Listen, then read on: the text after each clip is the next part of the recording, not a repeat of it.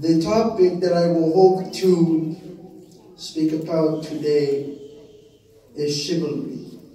Chivalry is the act of maintaining patience in times of immense difficulty.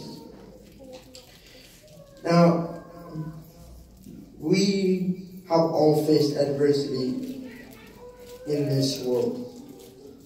We have all faced difficult times in this world, whether we lose a loved one, whether we lose a job opportunity, whether we have failed a test or have done something wrong that we are having trouble figuring out why we did that certain thing. But if we realize that is a test, while Allah subhanahu wa ta'ala, He is testing us to see how we will react to certain situations. And this is clear when you look at the history books, in terms of what the Imams of Ahlul Bayt went through in their lifetimes, and in terms of what we go through in our lifetimes, let's examine chivalry in the three following stages. Number one, what Imams of Ahlul Bayt have gone through and how they applied chivalry to those situations. Number two, how do we apply chivalry in our own lives? Number three, how can chivalry affect our personal decisions? As I said, we've all faced adversity in our lives. It's typical that some people would say to themselves, why am I being faced with this problem? What have I done wrong to be put in this situation? And if you look at history books, the embodiment of chivalry in Islamic history is Imam Ali ibn Abi Talib sallallahu alayhi. And this is clear when you look at, for example, the Battle of Uhud. What happened at the Battle of Uhud? Rasulullah Muhammad sallallahu alayhi wa sallam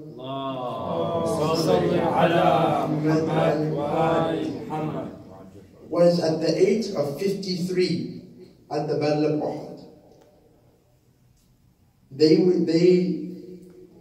They had built a trench at the Battle of Uhud, and they had sieged Medina for 26 days. After 26 days, Rasulullah was left alone on Mount Uhud by himself. And you find Amr ibn Awid was undefeated in battle before this time. Imam Ali ibn Abi Talib was at what age at the Battle of Uhud? At the age of 25. Very young man.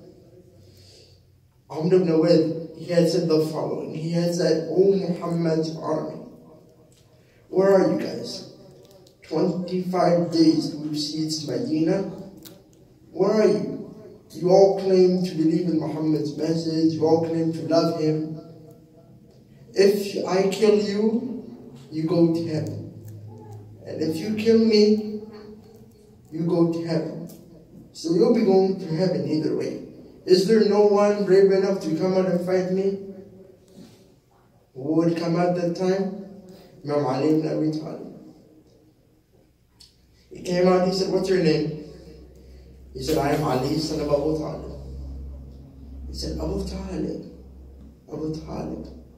your dad was a good friend of mine. I'm not going to kill you. He said, but you're an enemy of Allah, so I'll kill you. He said, you're going to kill me? He said, yes, I'm going to kill you. He said, are you ready for the sport? He said, yes. It was a ferocious battle. Dust had clouded the entire area. During the battle, you find Imam Ali walked away, paused for a few moments, walked back, came out and said, Allahu Akbar. At the end of this all, They asked him, he said, "Oh, Amir al-Mu'mineen, what was that pause? Why did you suddenly walk away, then come back?" He said, "I had managed to strike Amr ibn al-Bayt, and he had managed to strike me back. As I was about to finish him, he spat in my face. He angered me. I was about to finish him. Then I walked away. I remembered what my intention was. I never strike anyone who angers me. I only strike those who anger Allah." You find even further than that. They came up to Amr ibn Awid's sister. They said, "We have some sad news for you." She said, "What is it?" He said, "Your brother's been killed." She said, "My brother has been killed?" She said, "Yes.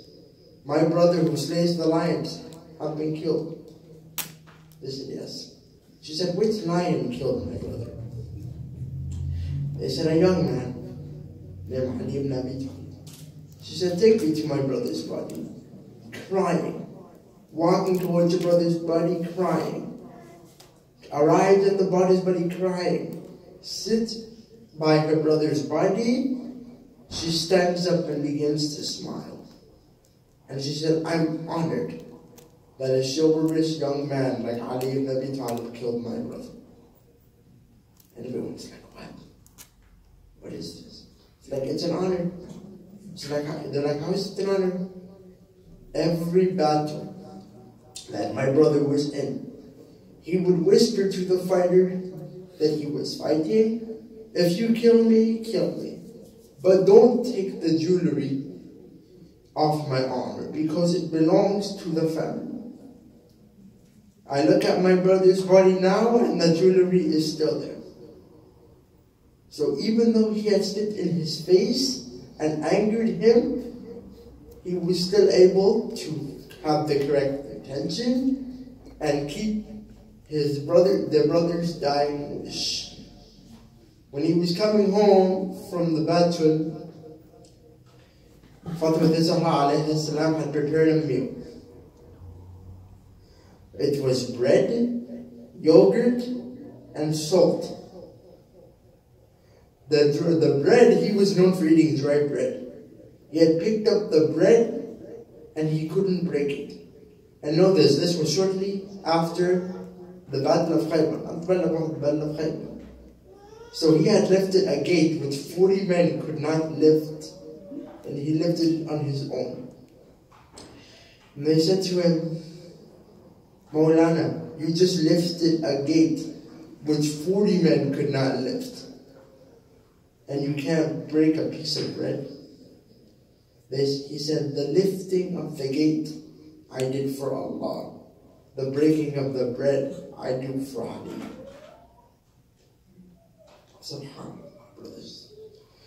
The breaking of the bread is for me, and the lifting of the gate is for Allah. Not just chivalrous, but humble. That's something we need to apply into our own lives. When we get angry, or when we get upset, why don't we ask ourselves, why am I not like my master? Why am I not like the commander of the faithful, who was able to maintain patience in so much difficulty? You find not even Imam Ali, Imam Musa al-Kadhim alayhi salam, when he was put in prison, you know what his first words in prison were? "Ya Allah, all my life I asked you to grant me the blessing of allowing me to worship you in a place alone. I now thank you, you've given me this honor." And I ask you, would you say that if you were in prison? Would you?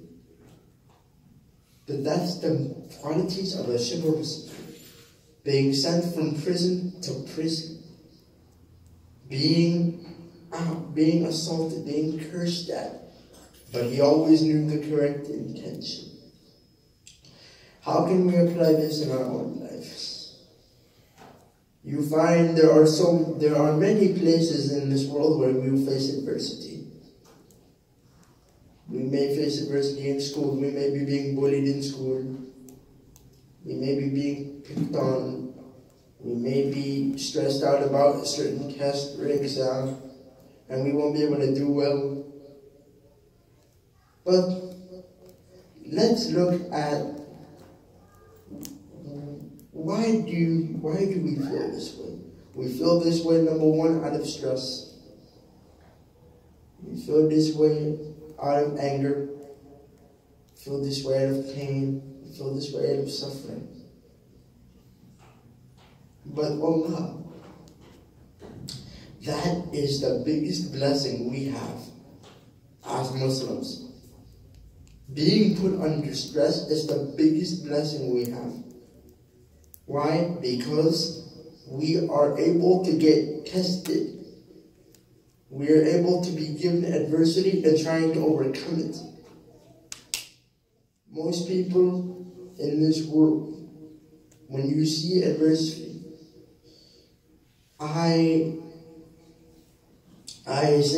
most people say to me, they come to me, they say to me, I'm having a hard time.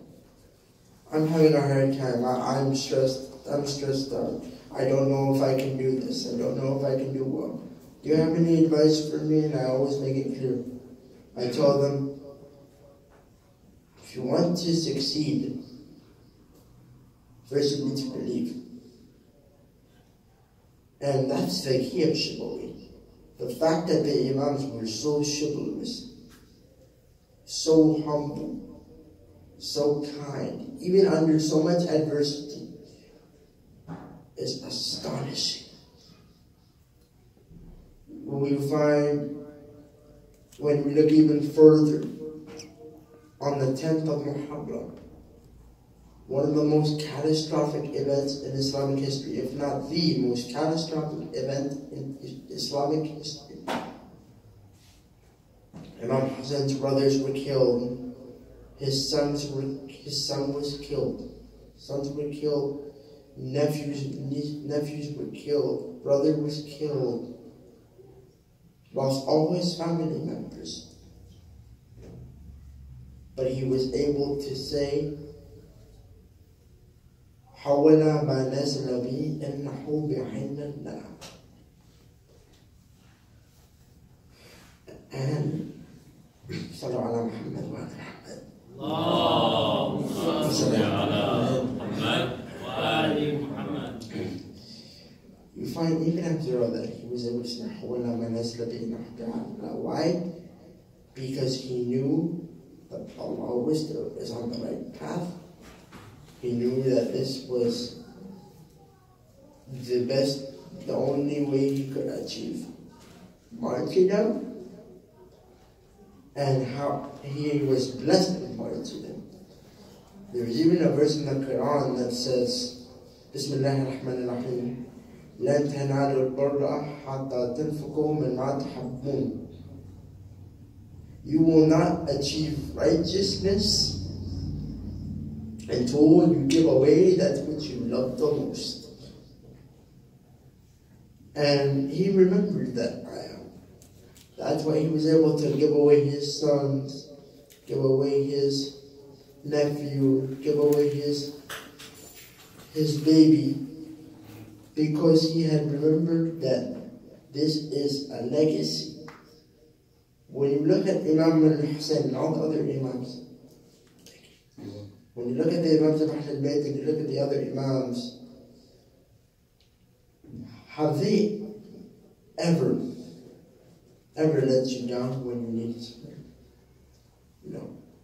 Because there is nothing in this world we cannot do with Allah subhanahu wa ta'ala, the Imams of Ahlul Bayt, and the Nabis of Islam. Now, let's look further. Sometimes even you see in this world, we see people like myself who are stricken with a disability, and you see, and they come up to me. I've been asked this question. They say to me, "Oh, listen, Mohamad, why are you so happy and positive when you are stricken with this issue. I always make it clear. Why would I not be happy if I had imams who had sacrificed their life for me and were happy to do so? They were willing to do so. If I can sit on this, if I can give this lecture today, because they had sacrificed their life for me, it's the biggest honor I'm given as a Muslim. And that's the main point of chivalry. Chivalry is having patience. You cannot make it anywhere without having patience. Every day we are given a test. Every second of this day we are tested until we reach the day of judgment. In any case, for example, me buying a car, that is a test. Waking up in the morning, even, that's a test. Going to sleep, that's a test. You don't do anything in this world without being tested. But it's how you look at the test and how you look at these situations you're in that determine whether you are a chivalrous or not. You can maybe get tested, but many people give up maybe after 1 or 2 tries. You may want to give up after 1 or 2 tries. You think you're not going to be good enough. And that may be the case. But that's what you have to realize is, if you want to make it in this world, there's 2 things you need. You need the Quran, and you need the Ahlul Bayt, alayhim as-salam, because without them, there would be no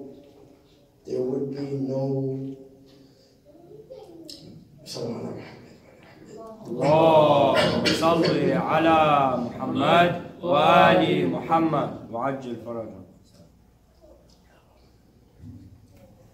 Without the Imams of Ahlul Bayt, and without all these tests, there would be no point. There would be no point in getting up in the morning. There would be no reason to wake up in the morning and say to yourself, for example, I'm going to do this today. Let's say you wake up in the morning and you say, I'm going to get a job today. If you want to get a job, that's a big test. Wanting to get a job. Because most people need certain qualifications in order to get a job. They need a resume, they need to do an interview, they need to go through this big process. And it's a nerve-wracking process. But isn't it worth it when you get that call back and they say to you, we want you to come back and work for us? Because you had passed the test. You passed the test, you made it. Now you just need to continue on with the test, then see, where can I expand my skills further? What can I do in this world to make it worthwhile for me?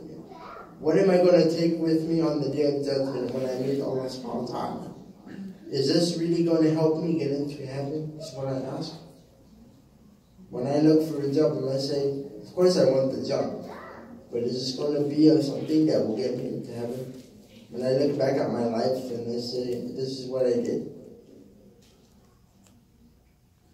And the point of this is, if you want something, you look for Allah. There is nothing that Allah will not give you. There is nothing that Allah cannot give to you in any circumstance.